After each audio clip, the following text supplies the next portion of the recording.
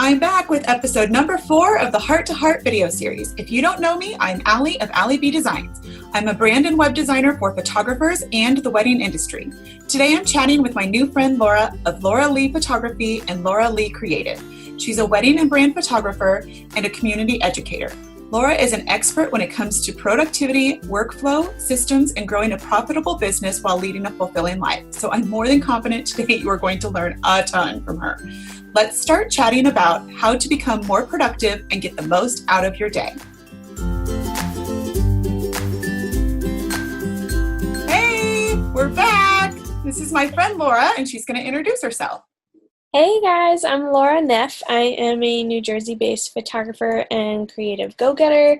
I focus on workflow systems and productivity for creative entrepreneurs so that they can build a profitable business and fulfilling life all at the same time without all the overwhelm and all the burnout that comes with running a business oftentimes. Because I think we all need that, even if we're the most productive that we think we are.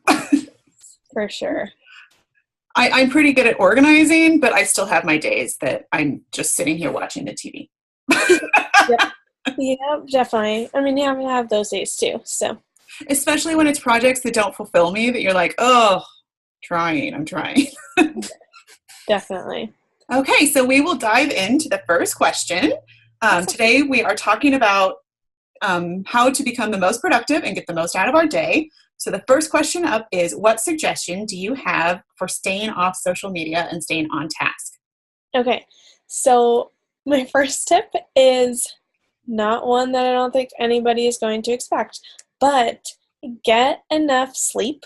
So I learned this in college the hard way. I used to be the person pulling all-nighters all the time. I was a design major in college, interior design and architecture. So we would very often have 20-hour days that we were just working to the bone, and I would pull all-nighters all the time, and then the next day I was super unfocused, unproductive, really distracted, and so all my other friends were like, oh, I got 8 hours of sleep. I got so much done. And I'm like, I don't understand. I worked 8 hours more than you did and got nothing done.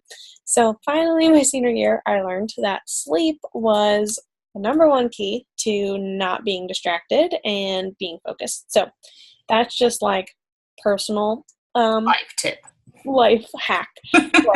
But tools wise, I think one of the first things is to be aware of how much time you're spending on social media, because it kind of scares you. So I use I think it's called Moment, and I believe it's a free app. If it's not free, it's like 99 cents or something like that. And it tracks how much time you spend on every app every day and how many times you pick up your phone. And I had it on my phone for like a week, and I was horrified. It was like, you spent 4 hours and 59 minutes on your phone.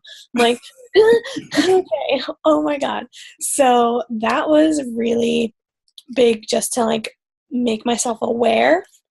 And so once I knew that, I tried to do all my scheduling off of social media for social media. So I do all my Instagram scheduling on Planoly.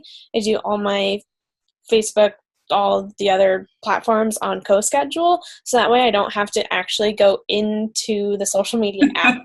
But one of the big things, like I deleted Facebook off my phone. It is not serving a good purpose for me. So it was just really distracting, and I think we just use it as a vice, and if we're bored, we're just like, okay, I'm gonna scroll. It's like the thing that we do now. So I deleted Facebook off my phone, and on the computer, I downloaded this Chrome plugin called Newsfeed Eradicator. Yep. And it replaces your newsfeed with an inspirational quote, and I just think it's the coolest thing ever. So you don't get stuck down the rabbit hole. So if you do actually have to go on Facebook for your business page or in one of your groups and make comments and stuff, you can go to your group, do what you got to do, and you won't get sucked into your news feed. So that was one for Facebook. And then there's Self-Control is another good desktop app. I don't think they have it for phones, but on desktop, you can literally blacklist sites for a certain number of hours, and you can just say like, don't let me go on Pinterest, Facebook, Instagram, YouTube, Twitter, all Netflix for these 4 hours or whatever. So the way I do it is I have like a ideal schedule that I created for myself. So a certain time frame is focused work time. So I've gotten pretty good at eliminating distractions just through like practicing that every day. So I don't use self-control anymore. But when I was trying to get into that habit, I was using self-control, and I would block out for 4 hours, and you literally cannot get on those websites. You can restart your computer, you can like do a hard shut off, you cannot get on those websites until the timer is up. So that was a really good one. Somebody told me about something the other day. It was called cold turkey, I think is what it was called. And you can do cold turkey for writing, and basically it turns your whole screen into just a giant piece of paper, and you cannot go on any other website. So if you have to write a blog post or something, you can go on this cold turkey app and just do what you have to do, write what you have to write. So I thought that was really cool. And I also really like the Forest app that is on a phone. So I haven't actually found a way to, I'm sure it exists, but I haven't done it on like blacklisting things on my phone. But I like the Forest app. And basically you set a timer for how long you have to work. So I'll work for like 25, 30 minutes and then take a break. But it plants a seed and grows a tree, and then when you click out of like a little digital tree, but I think they do actually plant real trees too, so that's cool if you like trees. But if you click out of the app, your phone is like, no, don't click out, go back to the task you're working on. So it's just yells at you to get back to what you're actually supposed to do. I am famous for leaving my phone in another room so I don't touch it as well. That's awesome. I don't know where my phone is half the time, especially being from home, because I get text messages on my computer, so I don't need it. Get it out of here. Yep. Yeah, and actually, that's actually a really good thing. If people aren't comfortable with totally putting it in another room, I have turned off every single notification on my phone. Like, you don't need it. You don't need to know every time you get an Instagram like or a Facebook like. Yep. So I have literally scheduled, this seems crazy, but like I have scheduled in my calendar when I'm going to go on social media so that I can actually be productive with my social media time instead of just scrolling. I do all my scrolling when I wake up and go to bed. I respond to messages and like comments and stuff and like do all my interaction when I have to lay in bed at night with my toddler because I don't really want to watch Blaze. Yeah. It's perfect. That's my time. Yep, absolutely. Yeah, I do it when I'm watching TV, all that stuff. So yeah, so those are some of my tools that I use. Awesome. There were some that I hadn't even heard of. I like the tree one. I'm going to have to find it. Yeah, it's super cool. Forest. And I'm pretty sure that's free too. That's awesome. Okay. So question number 2, what tips and tricks do you have for email management? Because inbox zero is a curse. Okay, I love this one. So I use Sorted for Gmail. So first off, I think everybody should be on Gmail because there are so many different plugins and systems you can use within Gmail. And I don't know why I resisted for so long. I thought that Mac Mail was like the bomb.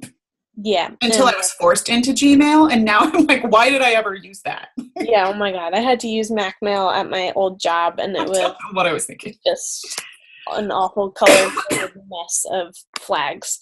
So Gmail, so number one, you can use Inbox for Gmail or regular Gmail and have things automatically go into the correct folder. So rather than having one giant inbox of all your things, you have an inbox of emails that are from your contacts or relative people. A social tab, so if you still get Pinterest notifications or Twitter notifications, it all goes in there. A promos tab, so every newsletter you ever sign up for all goes into the promos tab. I have like 45 in there. 45? I think mine's like 1,000. Yeah. Well, 45 that I've signed up for. That's the only one that I don't have inbox zero on. Like my inbox is clean. Promotions tab, not so much. Yeah. So a couple quick tips for that. So number one would be to use Unroll Me, and that is a life. It doesn't like my email address for some reason. It won't? Nope. That sucks. I know. Well, for any other listeners that aren't Allie, I know. Unroll Me, So Unroll Me, basically, if you don't know what it is, you can log in to your email, and every single contact or anything you've ever signed up for, like if you get American Eagle coupons or like Sports Authority, which probably doesn't exist, Dick's Sporting Good coupons and all these other coupons and everything, you can put them, instead of getting one email every time those people send out a coupon or even any of your newsletters. Like I have like 40 plus people's newsletters that I sign up for. So I put them all into a roll-up is what it's called. So you can say, I'm going to take these 50 emails and I only want to get one email a day that has all 50 emails in it. So it is amazing. So I have all my coupons in a roll-up. So if I am not going shopping, then that roll-up just automatically gets archived. I don't delete it just in case, but after a while I can delete it since coupons expire. But so that's a really big one to help clean up your promos tab. But the number one thing that I absolutely love for email cleanup is Sorted. And I don't even know if a lot of people know about this. I feel like it was an invite only thing, but it is life-changing. So it is a free Chrome plugin, and for your Gmail, it works as a skin for your Gmail is what they call it. And basically, your inbox is to your left, and you can open up any tab, your inbox, your promos, anything. And then you make your own lists or buckets to the right. So my lists are photography, so any inquiries or client-related questions go into the photography list. I have a 2-print list because my mom does all the bookkeeping for Laura Lee Photography, so she prints all receipts, keeps a paper record of everything. So anytime I have an invoice or a receipt, it goes into print. And then I have a 2 read and watch. So if I've signed up for a webinar or blog posts or Facebook Lives or whatever, I just drag all those emails. So the way it works is your inbox is to your left and then your lists are to your right. So you just drag all of your emails from your inbox into a categorized list. And this is incredible because, and I also have a to-do list and an FYI, no action needed. So I recently started onboarding an assistant, and so she'll put things in there that I need to know about in the FYI column that I don't actually have to answer or something like that.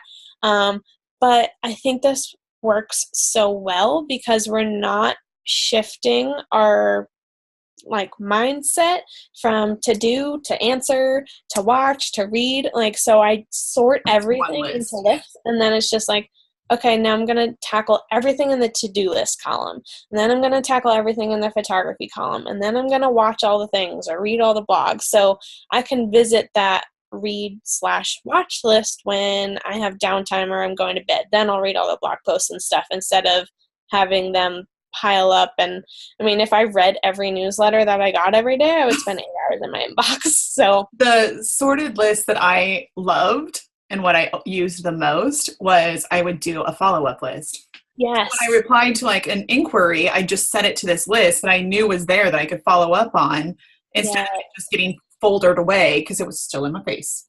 Exactly. Yeah. Follow-up is key. Yep. And the interface of using Sorted, this was actually really big for me. The interface of using Sorted versus Gmail, it's for Gmail, but the regular Gmail interface, if you open a regular email in Gmail and you close out of it or you archive or whatever, it goes back to the screen that has a list of all of your emails. So for me, I feel like I can get scatterbrained very, very easily. And I was bouncing around between a million emails and trying to answer 10 at once. And the way Sorted's interface works is it only opens one at a time. And once you archive or complete that, it automatically opens the next one. So you're not ever going back to a list of 50 emails. You're just going one. And that was a huge intuitive thing. I love Sorted. Yes. Yeah. And Inbox for Gmail is also another really awesome one because that automatically sorts finances, travel, promos, social, all that stuff. And it's free too. It's literally inbox.google.com instead of mail.google.com. And it is your Gmail. It's just a different way of viewing it. And the really cool thing about that is that you can snooze things. So I used to use that before Sorted came out. And sometimes I still go in it because I like that interface on my phone better. But you can snooze things. So if I do have to follow up, I can snooze. I can set reminders. I can set tasks to things. So that's a really cool one. But I use Sorted every day for everything. And my assistant can use it. She can drag things over and sort things for me. And then that way I can just designate time to answer to-dos or inquiries or whatever. It's because, I'm a checklist person. So if I see the list, I'm going to get it done. Exactly. And it's just huge not having to shift your mindset from answer and then, okay, I need to add this to the next one. And then I have to watch this and then I have to read this. So just like, it's basically batching your emails into content buckets, I call it.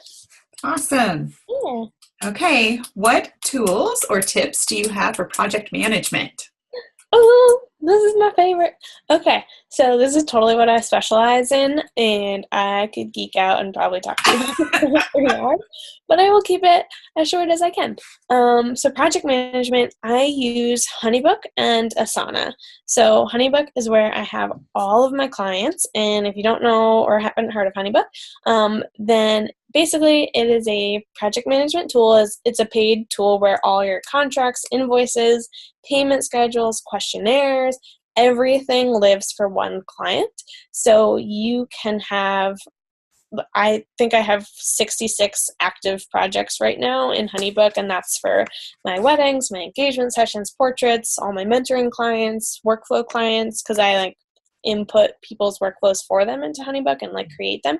So I have everything in there, and what's really, really, really awesome is that you can create workflows, and they're dynamically based off of a project date or when the workflow is activated. So every single day, I can just go into the task management section of Honeybook, and I know exactly what I have to do across all 66 of those projects. And not every project has something to do every day, because that would be awful. But I have all my email templates already in there. So if I have in my workflow to send a wedding client an email 30 days before about going over their timeline, it'll automatically pop up in the task management 30 days before the project to send this email to this client. And it's already populated in the thing. So all I have to do is approve and send it. And I can automate all those, but I like sending personalized notes to all my couples. I don't want to automate anything. So that's what I use for project management, and it is huge. I honestly don't know how people do business without it. I use other project management tools, but I used to use a Google Sheet, and I thought I had my crap together, and then I was like, oh, that's funny. After I had 4 clients, I was like, I'm drowning. Oh my God. So Honeybook is really, really awesome for me. And then, so I do all of my client work through Honeybook because I input all my workflows into there, but all of my project-based work that's internal is all in Asana. So Asana is a free task/project management tool. And basically I have a bunch of projects in there. I have all my goals in there. Basically, every major thing becomes an Asana project, and then there's tasks and subtasks and due dates and assignments to my assistant or my mom or anybody on my team. So Laura Neff Photography website, that's something we were talking about before we started recording, but that is beautiful. Thanks. But that's a project. So my new website. So my lists or my tasks might be write homepage copy, write about page copies, select images for the wedding gallery. And so that is what I use Asana for. So anything that is not directly client related. So anything internal, pitching to podcasts, pitching to guest blogs, website stuff, making my wedding guide and my welcome packet and my pricing guide and client gifts, all that stuff. And I do also have workflows and systems all in Asana because we use it as a procedure manual. So everything that's in Honeybook is also in Asana, but I don't duplicate it every time. I just have the base prod-based workflow, so that it has the actual procedure how to do it. So I actually like put that procedure manual into Google one time. It's like a 50-page procedure manual or more for just my wedding clients. So that way, if it happened because I was onboarding my mom onto the team, and she just had so many questions like, how do I log into this? How do I find this pin code for a gallery and stuff? So I just started writing all the procedures for everything. We keep all that in Asana. So she'll see the task in Honeybook that she has to do it. But if she doesn't remember how to do it, she can just go into Asana and see, like, okay, this is how I do it. This is the login, this is password, all that stuff. So Asana is internal. Honeybook is client related. Yeah, I use Dubsado, and I use Asana and Trello. I like them both for separate projects. Dubsado is live for me, just like Honeybook. I have all of my workflows, my canned emails, but I go in and I personalize each one because each client has a different step. I mean, it's all the same workflow, but each one has a different special project. So same thing. Yeah, I love Dubsado just because it's all in the same place. It has my to-dos. It has the automated workflow. It sends the invoices for me. Like, I don't have to worry about those things. But for my personal projects and my project management of my client work, I use Asana because I love having the due dates on each subtask. Yeah. And I like the color-coded calendar. In Trello, I collect all of my client information. I have different cards for each different step of the branding and web design project. So I have like your login and your WordPress login and your social media links and your Instagram login, just because it's so much easier to have it all visual and listed out. I found the cards were easier in Trello. I made a quick video so my clients knew how to use it, and okay. So I set up like a combination of all of them. Do you know that Asana has boards now and cards? Yes, and I use them for me. Gotcha. I just like it all. Yeah, I was using Trello religiously every minute of my life, and my friend kept telling me to try Asana, and it just had more capabilities, and she thought it would be more intuitive for how my brain works. And because I loved Trello, but what I didn't like is that I had a separate calendar for every project. Yes. I wasn't able to see a comprehensive calendar of everything that I have to do for every project, and I had to go into each board individually. So that was really the only downfall for me. That was my big change to Asana, was my project management. So I had calendars and I had due dates on things, because in Trello you also can't assign a different due date for each step of the project. So I had a hard time scheduling out my client work. So yeah, they're both good for multiple things. I took the Trello for Business course by Think Creative Collective, and that's where I fell in love with Trello. I even do my grocery list on Trello, so I have it all categorized just at the grocery store. Check, check, check. That's awesome. And Trello's cool because you can like make a background of obsessed. Your background on your grocery branded list. stock photography. Yes. Yes, but Asana for my projects is a must. Due dates. Okay, is that all we have for projects? Yeah. Okay. Last question. What are your secret weapons in the business that help you stay on task and stay more productive? Ooh, okay. Other than sleep. Kind of briefly talked about it, but workflow.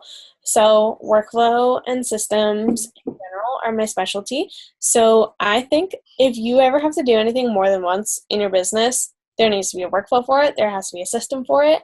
So I think sometimes people think when I say systems, I mean like actual software. Not what I mean at all, just a repeated way to do things. So my client workflows, every single wedding client gets the same exact, well, not exact, but the same experience. Everybody goes through the same steps, the same emails, the same process. Everybody gets a blog post. They all get a gallery. And so my workflow includes questionnaires, it includes email templates, it includes setting the contract and sending educational blog posts to them. So my workflow goes everything from the second they inquire, what I send them, all the way down to a year 2 years down the road when I'm wishing them a 1-year happy anniversary. And I have all that written down, and everything has due dates to it. So that's a huge thing about workflow, is there is a due date to every single task.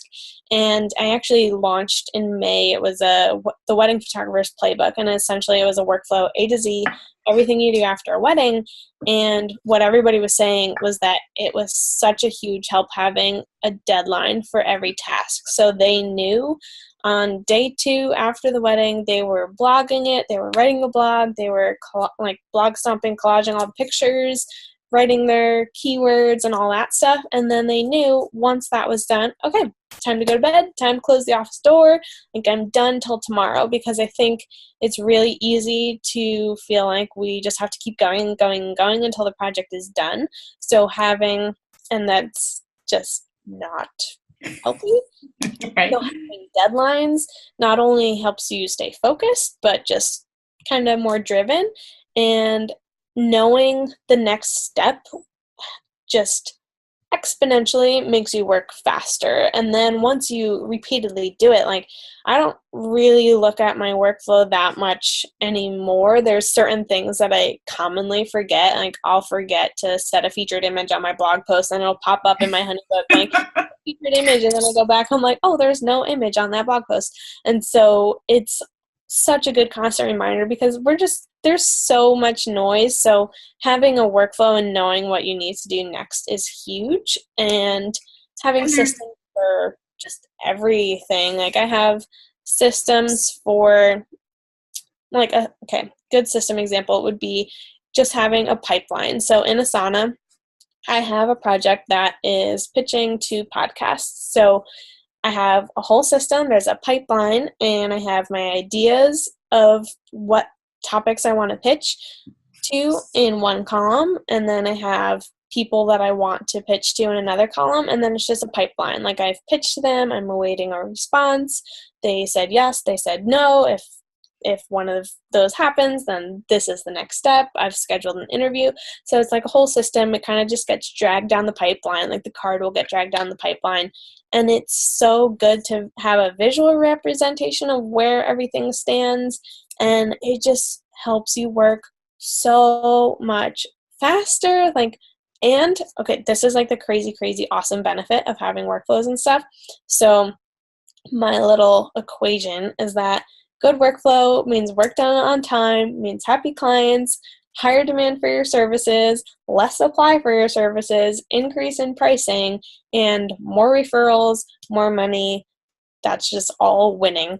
The whole client experience. Yes, and I never thought the two really went hand in hand. I was like really doing workflow for selfish reasons, because I was like, oh no, I want to save time. But then I started looking at my numbers, and once I implemented a workflow into my photography business for all my weddings and portrait clients, I had my referrals increase by 1,200%. It was literally insane. I booked over $85,000 in just strictly word of mouth referral revenue, because they were getting their blog posts fast, so they were able to share their pictures while they were still excited about it. And then I shot a wedding on Saturday, and I'm already done with it. So I have the entire week now to work on Laura Lee Creative and grow my business. So that's like the major benefit, is that you can actually grow your business and not just maintain it. And so I'm like long-winded on workflow stuff, so I'll just summarize it. Your workflow should have deadlines, tasks, subtasks in the order that things happen. And once you have a list of the order, and like your workflow can literally be a checklist. Once you have that checklist, you can, well, if you were me, you would color code things. And so what I did was I color coded, okay, this can be an email template. This can be automated through a system. This can be outsourced. So I had colors for all these different things. Like, this doesn't need to be me. Somebody editing a full wedding gallery, that doesn't need to be me. I edit everything that is seen on the blog, the website, my albums. I do all of that, but somebody else can edit the other 900 pictures and just map to my style. So I had a color code for who I'm going to outsource to, and what I'm going to outsource, what I'm going to automate, what I'm going to template. And then once I was in the off season, I was able to like work and do all of that stuff. Now I can do a wedding in, a day or two versus it used to take me 100 hours. So that is just my life-saving tip, is have workflows for all the things you do. Yeah, it keeps us from not just being the hamster on the wheel. Yes. Like you can't just keep run, because you miss all the little things in between. Exactly. I don't know how many times I've posted a blog post that didn't have a featured image. Yeah. And then you're like, oh, why isn't there anything there? Why is it my funny signature? That's weird. Oh, because I didn't put that there. Yep. And like, I think people too, so I think I mentioned this before, but I create and design workflows for like custom workflows for people. And then I actually implement it and put it into HoneyBook or their client management system. I've never done anything but HoneyBook, but, because I was giving them their workflows and then they weren't actually putting it into a system. And I was like, this isn't helpful. Right. You need to clients. But what I found really common was that people's workflows were too simple. So for example, a photography workflow, it was like upload memory cards, cull pictures, edit pictures, blog, deliver client gallery. It was like 5 steps. Right. And I was like, okay, so there's like 200. That's not helpful at all. Yeah, no, literally. My wedding workflow has 143 steps. And people are like, oh my God, that's so overwhelming. But this is like the key to a good workflow, I think, is taking all your tasks, breaking them into the tiniest subtasks so that you are breaking that overwhelm barrier. Because 5 pieces. Yeah, exactly. Like the only way to eat an elephant is bite, bite, bite. So eat an elephant. I love elephants. But yeah, so I literally like cull wedding pictures. That's really overwhelming. If anybody listening has ever shot a wedding, you know that you shoot between 4,000 to 5,000 pictures for a wedding, and going through that is super overwhelming. But if you are just going through, okay, I'm going to cull bride prep. Like, all right, awesome. I'm going through 100 pictures, no problem. Build momentum. All right, I'm going to cull bridal details. I'm going to cull bridal portraits. Right. And breaking it into really small sections just helps you build momentum. So all of my tasks are doable within probably 10 to 15 minutes. And then I'm just working in bite-sized chunks. And then I'm also using all the 5-minute pockets of time I have throughout a day to do, okay, yeah, I have time for that 5-minute task, no problem. So that's really how I do everything. And that's a huge productivity tip in general, even outside your workflow, for writing blog posts, writing newsletters. Like, always start with an outline.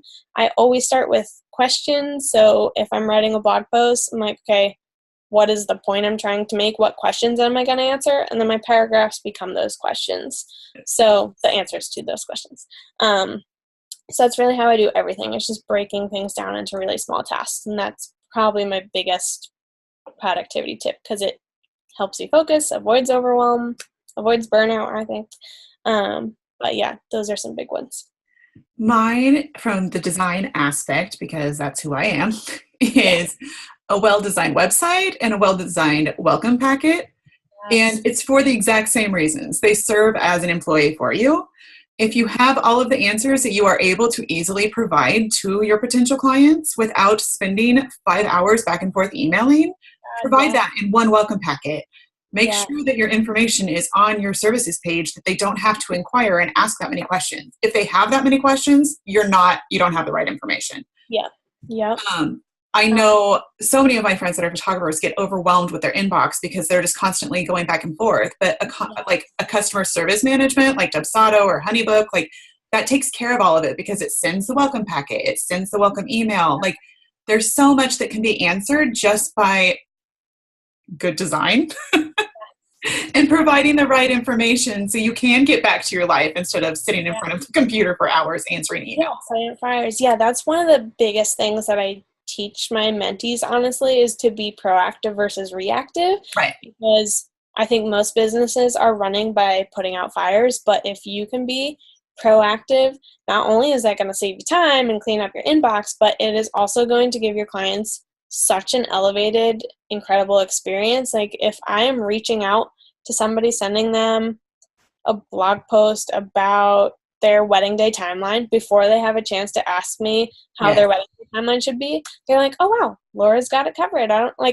I would say I maybe get 5 questions a year from my wedding clients because everything is proactive. Because I've learned what their pain points are. I know they're going to ask what to wear for an engagement session. They're going to ask about their timeline. They're going to ask about what ceremony time they should have based on their sunset. So I have educational blog posts and emails all lined up through the process of when I know these things are going to happen. So it's really just putting yourself in your client's shoes. What are the questions that are going to pop up for them, and then being proactive about that. And the welcome packet, I love that idea. I actually don't do that. I just kind of send it through the whole process, but I love that idea. I've got to when we hired our newborn photographer, I was just amazed. And it's because I love information. Like, I like to know what I'm getting when I sign up, and because I don't like to waste people's time with questions, because I don't like people to waste my time with them.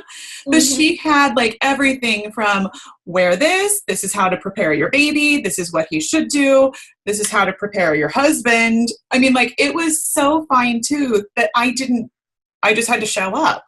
Yeah. Like, it was so easy. And that's when I was like, yes, everybody needs that. Yes. And you build trust with that client too. Yeah. Oh, she has her stuff together. Well, and that's the thing. Yeah, if you send that, you look more professional, and people are willing to pay more. Yep. Truth. Yeah, absolutely. It's all about the client experience. Exactly. Okay, well, that was our entire chat pretty much today. I hope that everybody learned something. I know I got a few things from you that I didn't know for sure, but yes, workflows, life. Life, for sure. Okay, I will have all of the links to Laura's information, so you can check all of that out on YouTube or on my website. And I can't wait to share this with everybody. Awesome. Thanks for joining me. One quick thing, if you want to give it to listeners, I have a freebie download. It's 5 ways to master your time schedule and to-do list. So it kind of overviews everything we talked about today. So that might be really helpful. It's just like a free little PDF. Yeah, I'll include the link to that on the blog post. Yeah, awesome. Thanks, Abby. Thank you. Awesome. Bye.